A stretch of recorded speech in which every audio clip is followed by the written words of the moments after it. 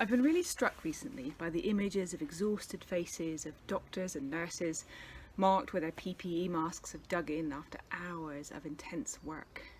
I know that many hospitals set up pamper rooms where staff could go to step out of the fray and rest with simple treats such as biscuits and hand creams, because at times they really needed space to pause, take a deep breath, because nobody can work flat out. We all have the physical and mental need for rest. The spiritual practice of a Sabbath day is deeply embedded in both Jewish and Christian traditions, and for good reason. In the creation story, God is active for 6 days, and then on the seventh day it says he rested, and so blessed that day and made it holy, which means set apart. Sabbath was also included when God gave the 10 Commandments. Observe the Sabbath day by keeping it holy, as the Lord your God has commanded you. 6 days you shall labour and do all your work, but on the seventh day is a Sabbath to the Lord your God. On it you shall not do any work, neither you, nor your son or daughter, nor your male or female servant, nor your ox, your donkey, or any of your animals, nor any foreigner residing in your towns, so that your male and female servants may rest as you do.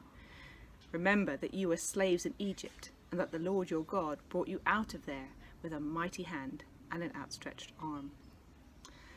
Now, I'm not quite sure how or why, but I think this idea of observing the Sabbath became twisted into something more like, you must go to church on a Sunday, says the Lord. But this completely misses the heart and intention of Sabbath rest.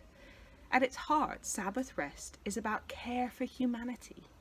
Jesus emphasized this when he said that the Sabbath was made for man, not man for the Sabbath. It's supposed to be a blessing, a gift, not a burden. Its purpose is to enable each and every person to step away from the daily grind of work and have a day which is set apart as different, a day to rest. And this each and every person thing is important because God links Sabbath to freedom. In the commandment here, God is saying to the Israelites, I freed you from slavery. Don't become the oppressors yourselves. The Sabbath rest is a safeguard against the exploitation of people. In our world today, I think it's increasingly difficult to have Sabbath rest. For some, because technology has meant work has crept in more into the home, and that there's this greater expectation of always being plugged in.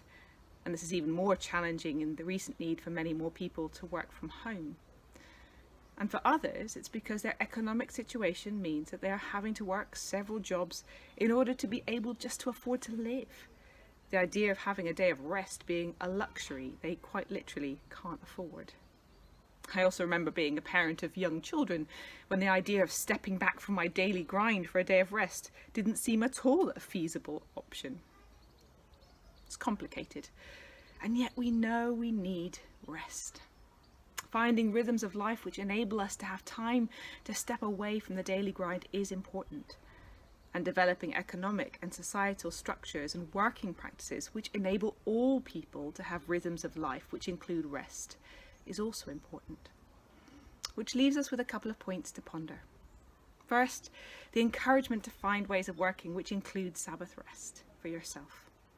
And second, the challenge of thinking how we can work towards a world where God's gift of Sabbath rest can be afforded to all people.